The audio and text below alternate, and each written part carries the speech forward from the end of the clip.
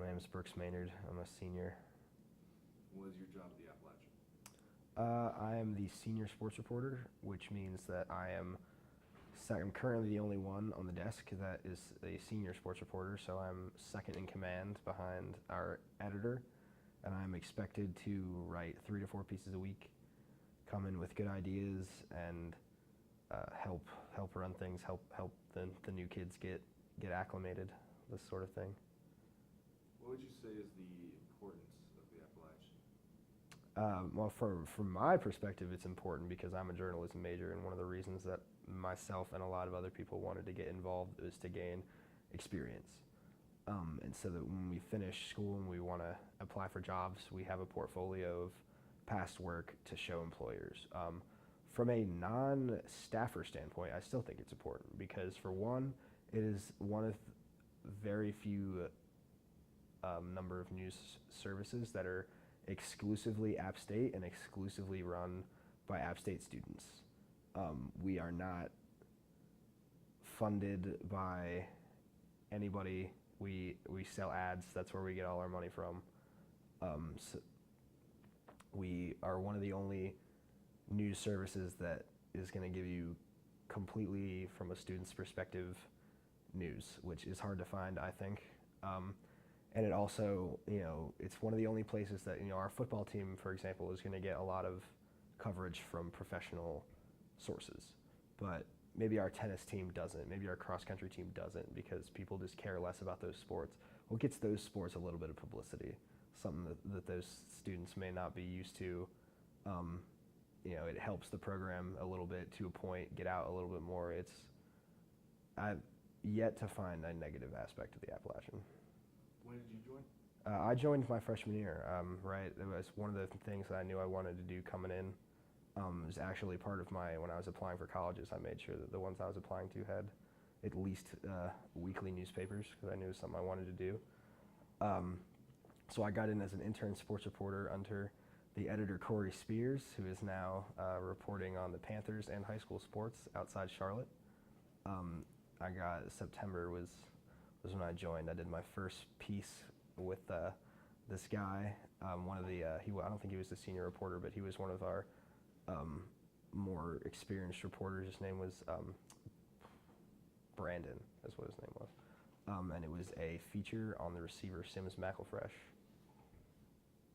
What would you say have been your highlight moments since joining? One of the big ones was a couple months ago. I got to go down to Athens, Georgia with our editor, Jason, and one of our photographers, Lindsay, and another one of our photographers, Jamie, to go cover the Georgia App State game. It wasn't the outcome that we were looking for, but it was great to go down there. The atmosphere was crazy. There were 95,000 people there. I've covered App State games that sold out, but even at that point, there's only about 34,000 people there. So I grew up going to Carolina football games. I've never been to a football game that had more people at it than that one, even though it was App State.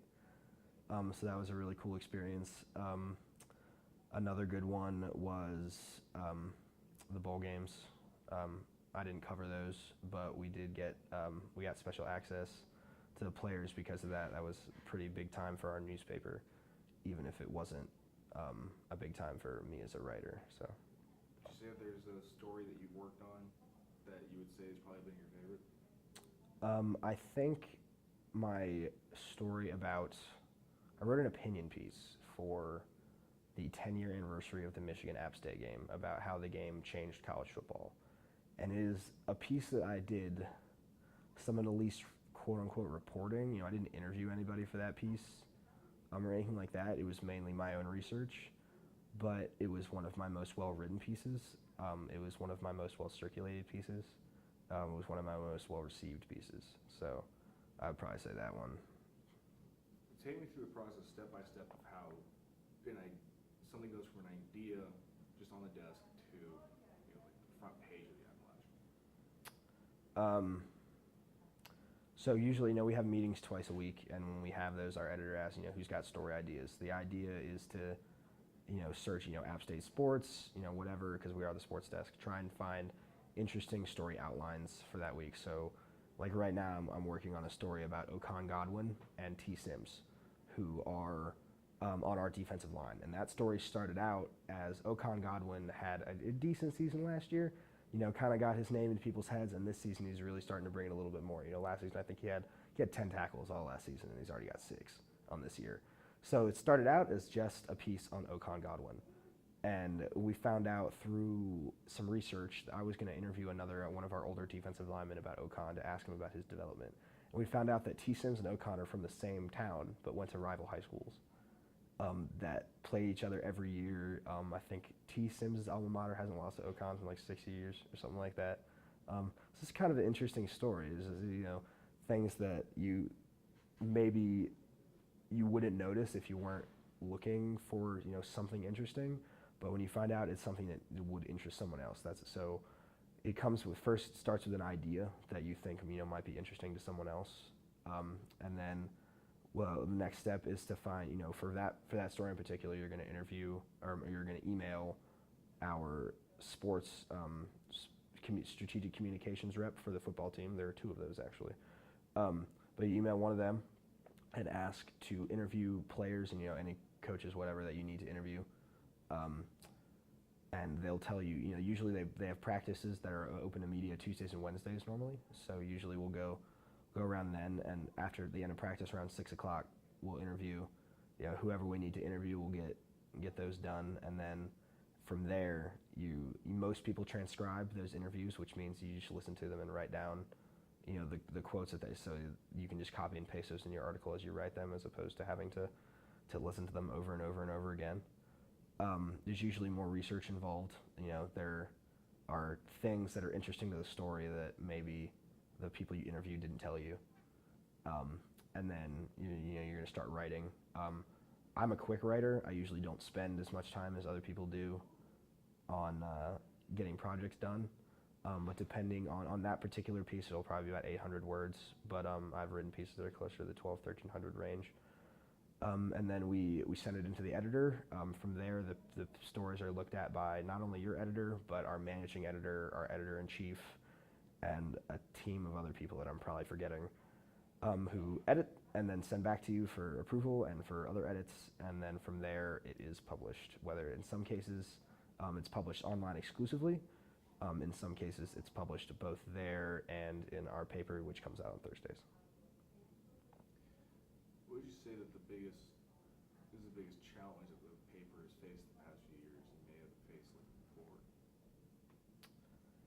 forward? There's probably 2. Number 1 is the decline of newspapers in general. It's hurting us too. People care less about reading their news from the newspaper, so of course they care less about the student newspaper that only comes out on campus.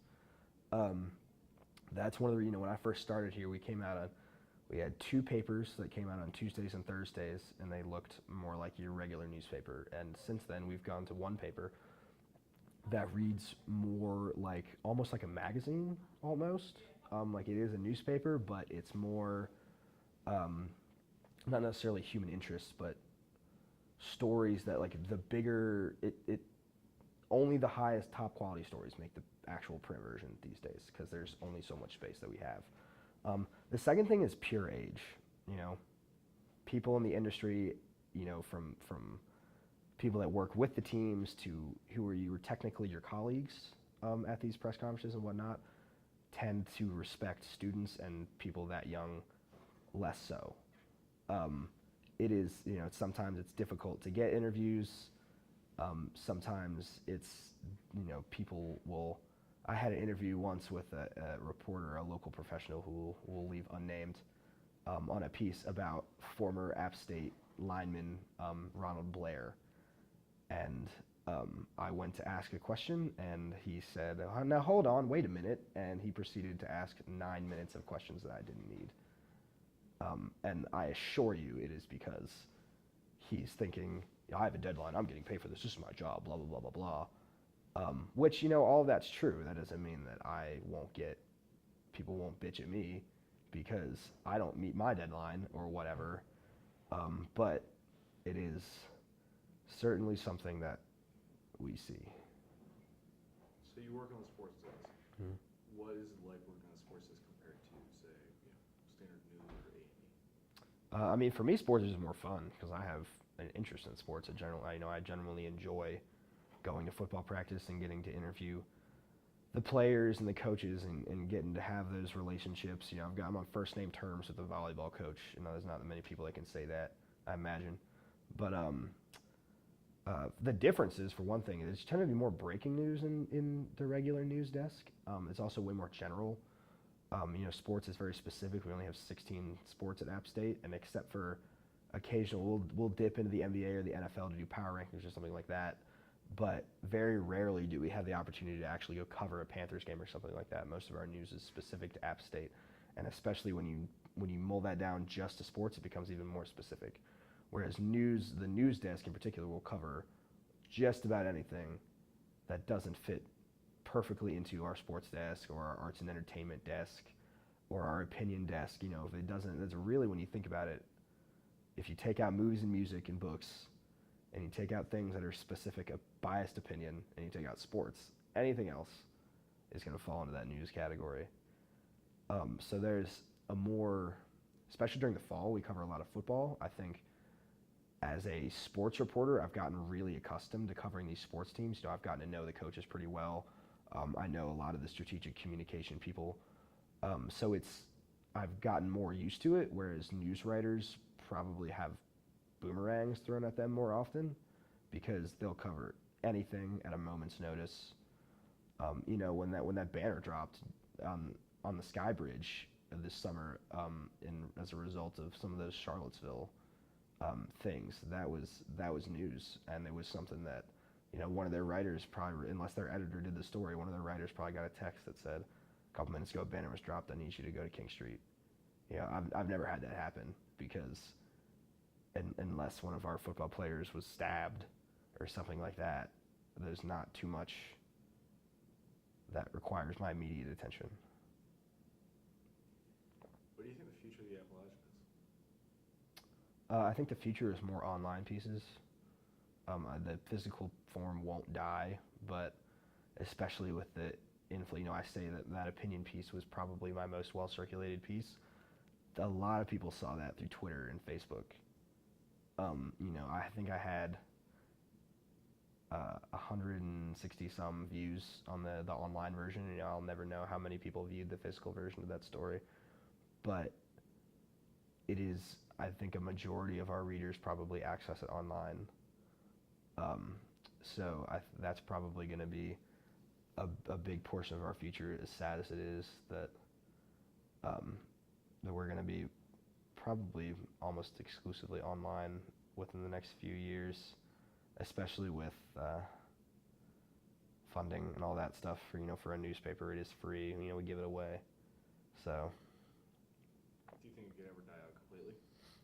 I doubt it, because I don't think the big players were able to die out completely, and it's the type of program that the school would be probably bummed isn't really the right word, but upset that it died out. It's something that detracts a lot of value from the university. It's something that, especially from our program, there are a lot of, if you want to become a news writer, the absolute best way is to gain experience, and that's one of they say, I've read multiple websites when I was applying to colleges and stuff, that the most impressive thing you can do is be a regular writer on like a daily campus newspaper. That is one of the best things you can do for your employment potential. So to take away the newspaper entirely would, I think, hurt the university pretty badly, even if it's hard for your average student to see how much it adds to it on a regular day.